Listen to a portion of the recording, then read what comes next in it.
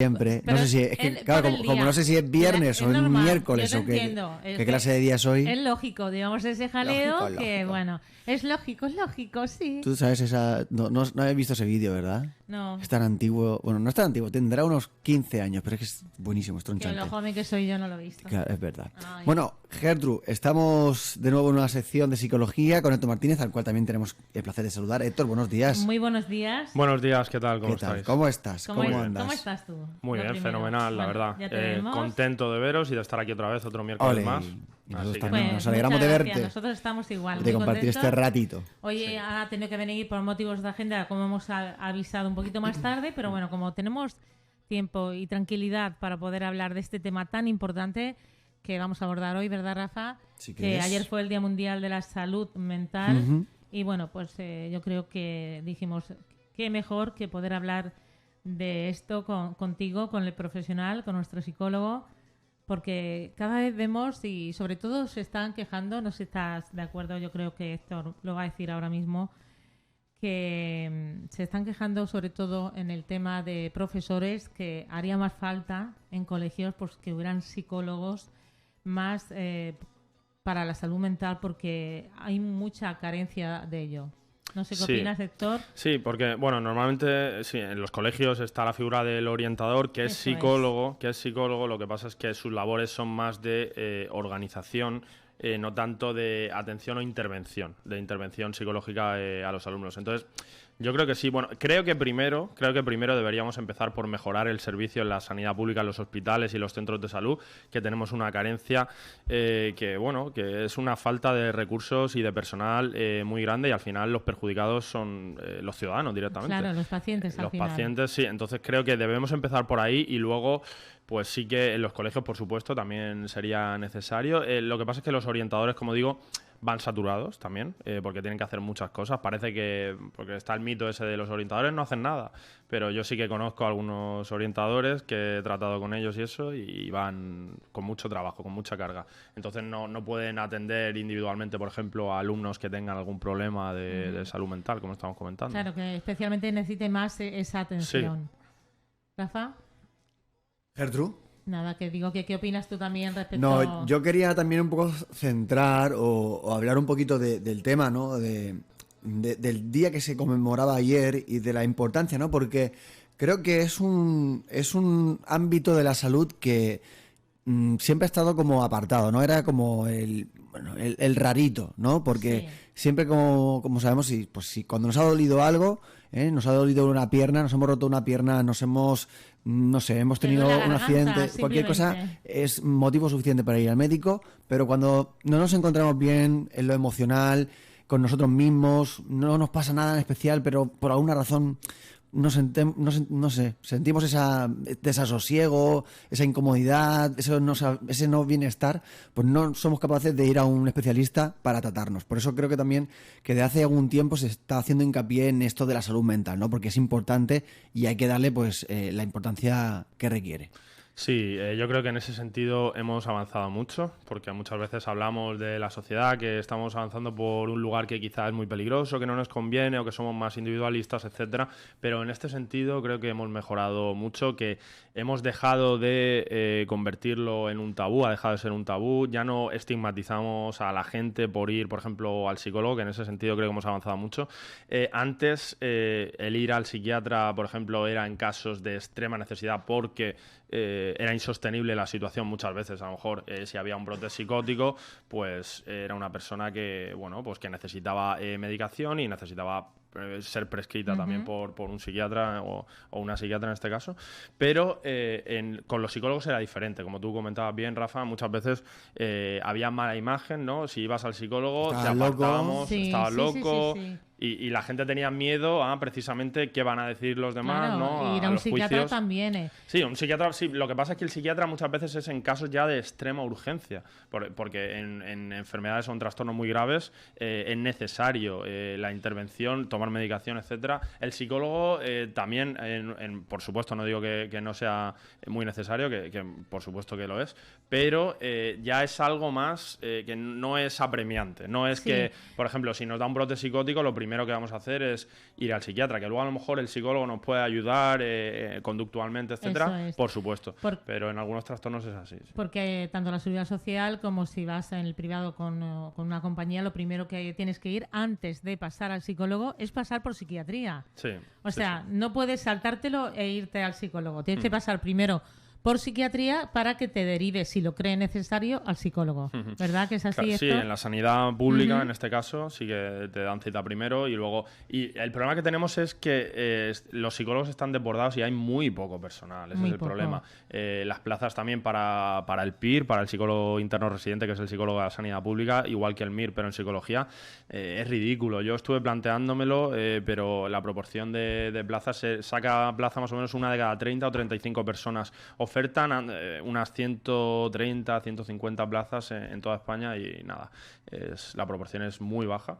Entonces creo que necesitamos al menos duplicar o incluso triplicar el personal en la sanidad pública, porque a veces invertimos recursos en cosas, en campañas o en cosas que son necesarias o a lo mejor estamos con el tema de los impuestos destinándolos a un lugar. No me voy a meter en temas de gestión política o de recursos, pero creo que esto es muy necesario, y que hay por supuesto una demanda muy grande por parte de la población. Yo tengo gente en la consulta pues que ha venido, por ejemplo, y me dicen que le dan cita pues cada 2, cada 3 semanas o que consideran que no es urgente y a lo mejor pues ahora están desbordados pero porque no hay tiempo. Y cada 2 o 3 semanas lo veo demasiado cercano, claro, porque, demasiado cercano. Claro, imaginaos el caso de una persona que se quiere morir, ¿vale? Y que en ese caso el psiquiatra considera que el riesgo de querer morirse, una persona, porque he visto casos ya así y sé de lo que hablo, una persona, por ejemplo, que ha tenido un intento de suicidio, ¿no? No un intento, sino un pensamiento, más que un intento, la intención de, por ejemplo, ver un cuchillo y querer matarse, ¿no? Por ejemplo. Entonces se lo cuenta al psiquiatra y él considera que el riesgo de hacerlo es bajo. Y entonces, básicamente, a lo mejor lo que puede hacer es que te mande a tu casa y que tomes precaución, que no haya objetos de metal peligrosos afilados cerca, etcétera, pero ya está, ninguna medida más. Entonces, esa persona va a necesitar como mínimo, hablar con un psicólogo urgentemente. Claro. Entonces, ese proceso de derivación al psicólogo, que el psicólogo, si él ya considera que el riesgo es bajo, no te va a derivar con urgencia al psicólogo y no te van a atender con urgencia. En cambio, sí que es urgente. Entonces, a veces el juicio o el diagnóstico, incluso en trastornos de este tipo tan graves, porque al final estamos viendo que sí, que hay un teléfono de emergencia, de prevención del suicidio, la llamada del auxilio, ¿no? Que tú puedes llamar y puedes hablar con gente.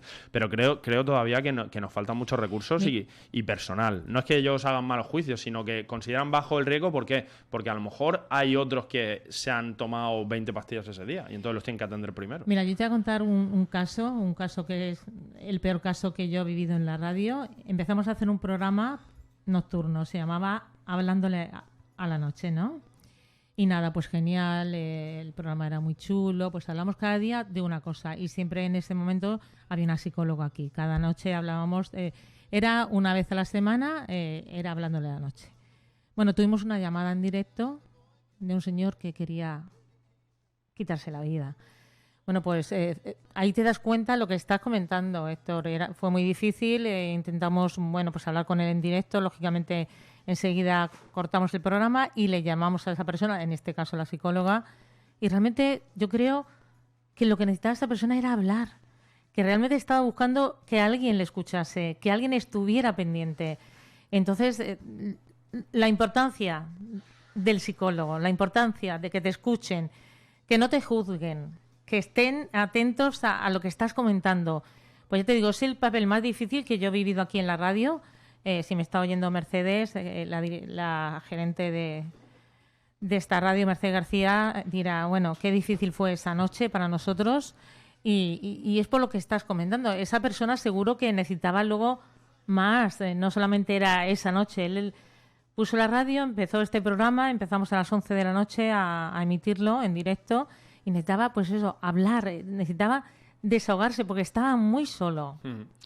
Sí, muchas veces pasa esto en depresión, en suicidio. Al final son personas que no expresan lo que sienten en ese momento, se encierran en sí mismas precisamente por la emoción negativa que están viviendo, muchas veces también por no cargar o no perturbar la vida de sus seres queridos. Entonces, incluso por una bondad retorcida o contraproducente, lo que hacen es quitarse la vida para no ser un estorbo. Pero no es que... Esa nunca es la solución. Esa nunca es la salida. Lo que pasa es que en ese momento estamos tan influenciados por las emociones negativas que no logramos ver la salida. Nos vemos acorralados por esa emoción al final de tristeza extrema, ¿no?, que se vive en la depresión. Pero siempre hay una salida y en este caso aquel hombre que llamó esa noche seguro que se quitó un pequeño peso de encima y porque expresó lo que sentía precisamente. Eso es. Entonces no debemos callarnos o cargarnos poco a poco con cosas que nos preocupan o que nos molestan o nos perturban. Entonces lo que debemos hacer es no llegar hasta ese punto. ¿Por qué? Porque si no, viene el estrés y la ansiedad y viene muchas veces también el estar desbordados y puede venir también el episodio depresivo. Entonces debemos liberarnos todo lo posible de las cargas que sentimos en ese momento cuando algo nos preocupa. Porque hay muchas personas que dicen, yo es que me lo callo todo, me lo guardo hasta que exploto. Pero es que luego precisamente ocurre eso. Claro, que explotamos, eso es peor. y cuando explotamos al final lo vamos a pasar mucho peor y luego vamos a explotar rápidamente durante más veces, por ejemplo, en diferentes ocasiones. Porque no es que explotemos una vez y ya nos descargamos, sino que no nos vamos a liberar completamente tampoco de las cargas, porque la explosión simplemente, entre comillas, es una manifestación de estar saturados, que nuestro cuerpo al final, nuestra mente no puede más, entonces lo manifestamos a través de la rabia, por ejemplo, la ira, y entonces nos arrepentimos también de lo que estamos diciendo. Entonces no debemos llegar, yo creo, hasta ese punto tampoco. Vale, Rafa, ¿te parece que hacemos una pequeña pausa y volvemos enseguida? ¿No? ¿No te parece bien? No. Pues venga, pues continuamos. Nada, al hilo de lo que estáis diciendo antes, ayer, por ejemplo, pues hubieron muchos mensajes, ¿no?, en redes sociales, muchos comentarios, notitas, vídeos, imágenes, bueno, en fin, un poquito de todo, ¿no? Recuerdo uno de ellos que era de dos aficionados del fútbol que iban todos los fines de semana al fútbol. Entonces el recorrido es como de toda la temporada, o quizás varias temporadas, y los dos se sientan juntos, se conocen, tal, y entonces pues a uno se le ve un poquito apesadumbrado, triste incluso, no celebra los goles con mucha pasión, y su compañero de al lado pues es el que está animado, se levanta, tal, celebra los goles con la efusividad correspondiente a que tu equipo marque un gol, o incluso que haga un buen campeonato y que quizá pueda incluso conseguir unos objetivos importantes de la temporada. Y entonces al final del vídeo, conforme iban pasando las semanas, parecía que era más, bueno, pues que iba a pasar algo, ¿no? Pues en este caso, pues falta uno de los aficionados y, bueno, lo que te sorprende es que el que falta es el que estaba alegre, animado, animoso, emocionado por los resultados de su equipo, y el que le llora es el otro compañero, ¿no? Y habla de cómo a veces las señales... no es fácil ver las señales, ¿no?, que nos indican que una persona de nuestro entorno, una persona cercana, puede estar pasando por un mal momento y que lo importante es pues, prestar atención a esas señales también y intentar ayudar. Sí, creo que la inteligencia emocional es fundamental también para identificar este tipo de señales y al final esto es algo que se puede desarrollar. Es un tipo de inteligencia, no lo olvidemos, porque muchas veces la inteligencia la relacionamos con la capacidad de solucionar problemas, por ejemplo, pero hay diferentes tipos de inteligencia. Las inteligencias de Gardner, al final, que la gente lo puede consultar. Entonces, una de ellas es la inteligencia emocional. Es algo que nos vuelve a nosotros también más capaces a la hora de poder ayudar a los demás, tener más empatía y poder comprender mejor a las personas también.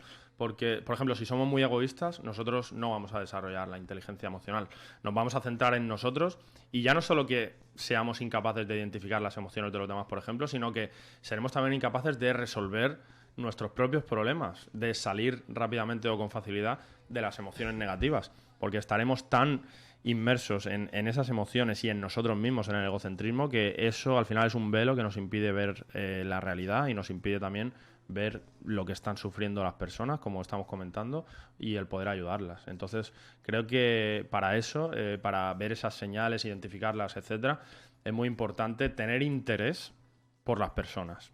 No solo por compartir tiempo con las personas y utilizarlas a nuestro antojo, Porque muchas veces a lo mejor hay personas egoístas que quedan con alguien, pero son simplemente figuras. Puedo sustituir a esta persona por la otra. Solo quiero a alguien que me haga compañía para no estar solo. Pero las personas son mucho más. Las personas tienen sentimientos y deberíamos prestar atención a cómo se sienten también y luego con el fin de poder escucharlas y ayudarlas. Y para eso debemos olvidarnos a veces también de nosotros, que no seamos tan importantes. Yo lo que quiero es esto, el ponernos por delante. Y si yo no estoy bien, entonces primero soy yo, luego los demás, o el problema lo tendrán los demás, pero yo tengo los míos, entonces yo me ocupo de los míos y ya luego ayudaré a los demás. Entonces, al final creo que no somos prioritarios ni debemos simplemente ser consecuentes y, por supuesto, ocuparnos de nosotros, pero sin dejar de lado a los demás también. Porque es algo que esto lo comentaba Víctor Coopers, por ejemplo, que incluso aunque sea por egoísmo, el ayudar a los demás nos hace sentir bien. Porque al final lo que hace es que nos carguemos también de energía positiva nosotros. Es siempre y cuando no tengamos enmascarada la sensibilidad, que es uno de los problemas que tenemos también en el siglo XXI.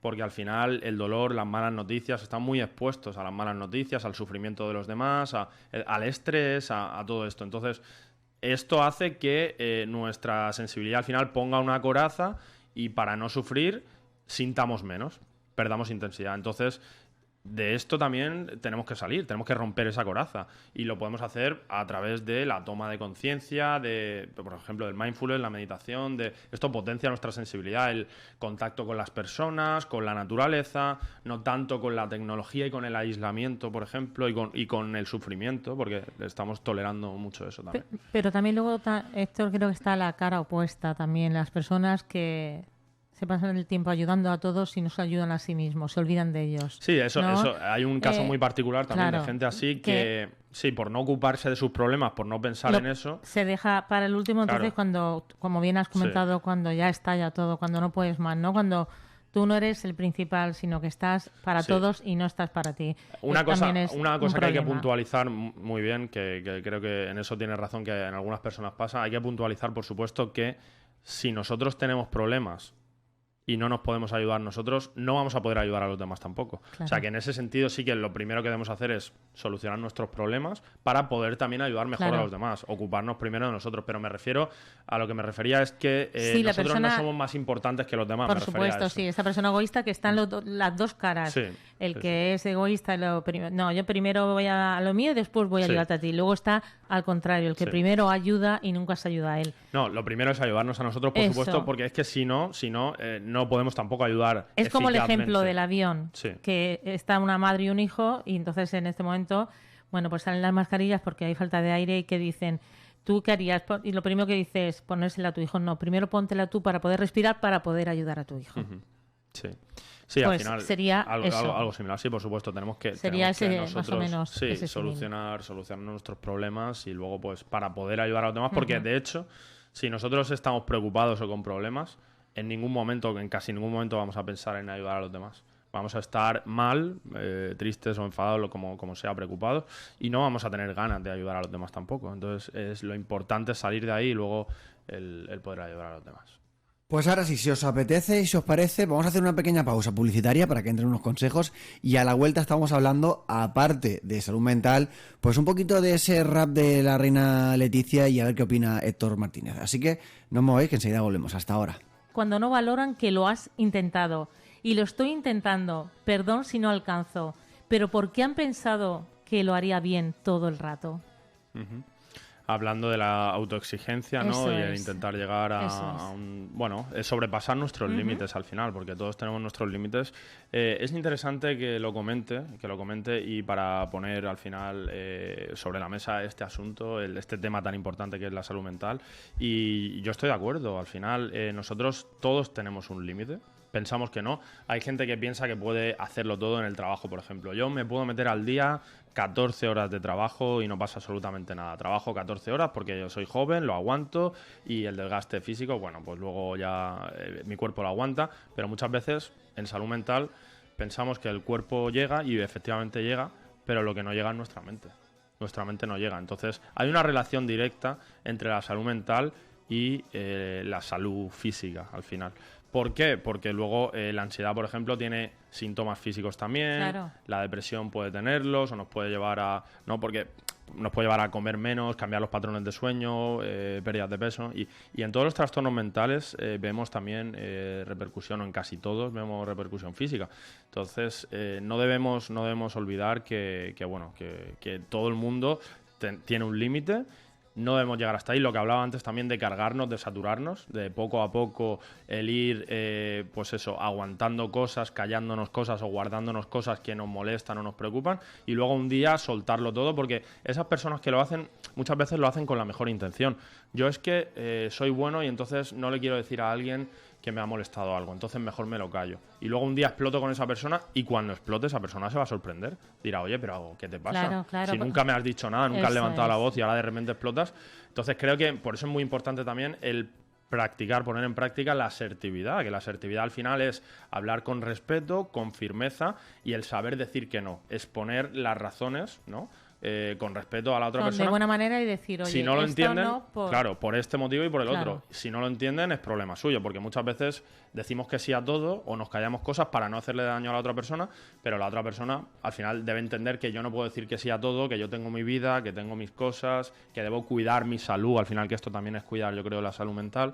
Y bueno, lo que pasa es que si no lo ponemos en práctica cuesta. Y yo creo que también decirle a los oyentes que siempre podemos cambiar las cosas, que no se cierren ellos en banda. Es que soy así. Claro, yo es que no soy puedo. así. Es que no puedo. Claro. Esa frase, esa es la peor ¿verdad? excusa. El yo soy así, es que yo no puedo cambiar. Esa es la peor excusa y la peor mentira que nos podemos decir a nosotros mismos. Es una gran mentira que nos impide cambiar. Precisamente esta mentira, simplemente una frase, nos puede impedir cambiar algo que es muy importante para nosotros cambiar. Pero nos excusamos, nos amparamos en esa frase y decimos, yo ya de perdidos al río. O tengo, por ejemplo, 60 o 70 años. ¿Dónde voy yo ahora? ¿Qué voy a cambiar ahora? A estas alturas ¿verdad? ya... A estas alturas de la vida. Mentira. Cuesta un poco más, por supuesto, pero se puede trabajar y se puede cambiar. Y se puede mejorar, siempre se puede mejorar.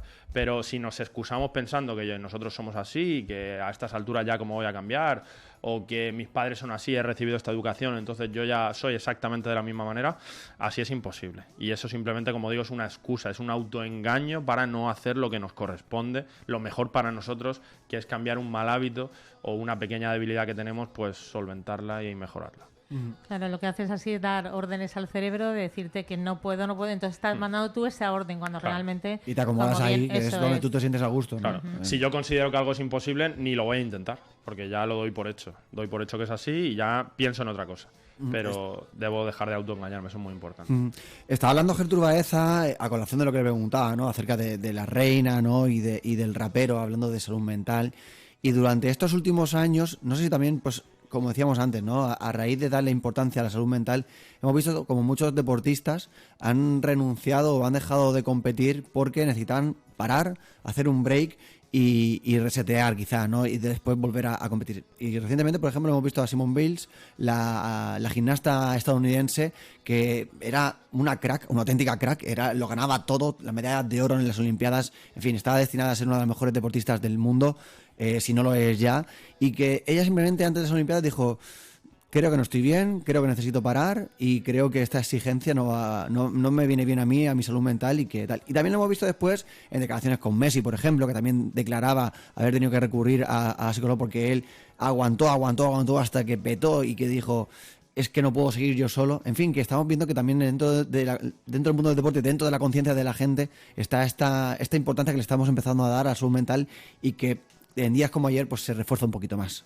Sí, esto creo que es muy importante, el testimonio al final de personas influyentes, porque estas personas son las que poco a poco también van cambiando el mundo, porque van cambiando la tendencia. Son personas muy influyentes que tienen muchos seguidores y fans detrás, y para estas personas son sus ídolos. Entonces, si un ídolo al final da una imagen de persona, no de ídolo, porque los ídolos al final son como dioses. Entonces, en este caso Messi, por ejemplo, muchas veces la gente lo identifica como Dios, ¿no? La D, el número 10 y la S, como... Bueno, pues si una persona tan influyente da una imagen humana, porque al final no deja de ser un ser humano, Entonces, y dice que él solo no puede, que necesita ayuda, etcétera. Todo esto hace que poco a poco vaya cambiando la tendencia. Y yo creo que ha influido mucho el que ciertas personas hayan hablado abiertamente de su enfermedad, si tiene una enfermedad mental o de su depresión, de sus trastornos, etcétera, porque esto al final visibiliza y hace que la gente tome conciencia, y si ellos lo hacen, ¿cómo no lo voy a hacer yo? ¿No? Que al final soy una persona anónima, y ¿por qué no voy a hacerlo yo? Si no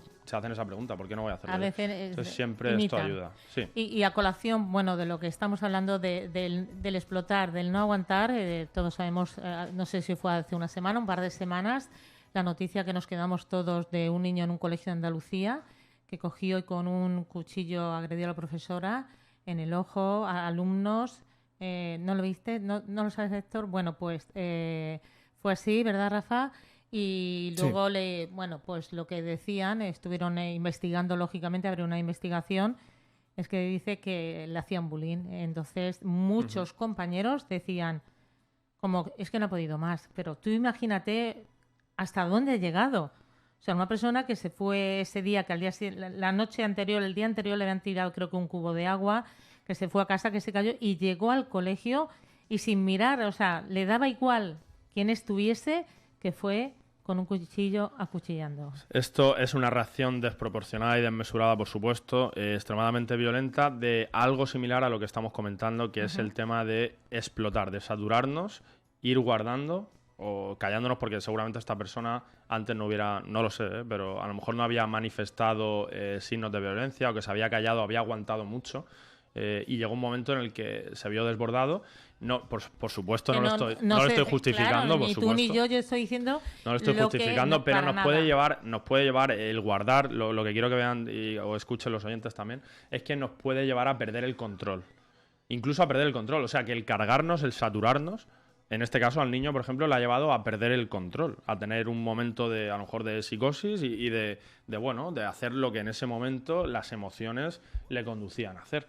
Porque tenemos que darnos cuenta también de eso, que cuando nosotros actuamos mal, o en este caso extremadamente mal y de forma muy peligrosa, es porque estamos bajo la influencia de las emociones. Por eso es tan importante la toma de conciencia y el autocontrol. Porque en este momento este es un claro ejemplo de falta de control, del autocontrol más extremo, ¿no? De estar como poseídos y entonces hacer en ese momento lo que él ni siquiera pensaba lo que estaba haciendo. Claro, a mí lo que me llamó la atención y lo comentamos fue que los mismos alumnos, cuando lo entrevistaban, decían, es que ha tenido mucho bullying, es que le han hecho... O sea, un poco como, entre comillas, como estamos diciendo, justificando, disculpando, cuando esto no se disculpa nunca. Pero bueno, lo que hablamos de una persona que se ha ido callando, a lo mejor no ha sido capaz de comentarlo ni con sus padres ni con nadie. O sea, la falta que hace, lo que hemos comenzado el programa, de un psicólogo, de tener en los colegios, de que haya más en la salud pública, porque es algo muy necesario. Si la mente no está bien, es que al final te falla el cuerpo, te falla todo. Sí, en este caso la salud mental, como estamos comentando, es muy necesario. Sobre el tema del colegio, ojalá hubiera más psicólogos. Con el bullying al final hay campañas, se está viendo cada vez más también, campañas de prevención, etcétera. Yo creo que aquí, según mi opinión, los profesores también deben tomar partido. Yo sé que ellos están en mil cosas, que también están desbordados, que a veces ni siquiera lo ven, pero creo que es algo que se debe cortar y atacar por todos los flancos. Desde los propios compañeros, porque ya hemos hablado otras veces del bullying, aquí es muy importante también la figura del espectador, que son los cómplices. No es solo el que hace bullying, sino los que permiten el bullying, los que están riendo la gracia, los que están simplemente mirando. Estos al final son partícipes y son prácticamente igual de culpables que el que está haciendo el bullying, porque sin ellos no sería posible. Nos tenemos que dar cuenta de eso también. Imaginaos, si la gente, los espectadores, le dan la espalda al que está haciendo bullying, si ya no se ve reforzado, porque al final el que está haciendo bullying se ve reforzado por todos esos espectadores que están ahí, porque lo están permitiendo, están riéndose incluso. Se hace grande ahí. Claro, se hace grande. Entonces, si ellos le dan la espalda, el otro va a dejar de hacer bullying también. Entonces, yo invito al final también a todos los alumnos que vean el bullying, cortarlo, ignorando o incluso llamándole la atención, porque todos son más fuertes que esa persona que está haciendo bullying. Y si al final, como digo, atacamos desde todos los flancos, los padres del que está haciendo bullying porque se han enterado, porque la profesora a lo mejor mejor ya se lo ha dicho. La profesora en ese momento o el profesor que lo corta. Los compañeros que le dan la espalda. Entonces, las campañas de prevención, etcétera, los castigos al bullying también, que creo que es importante.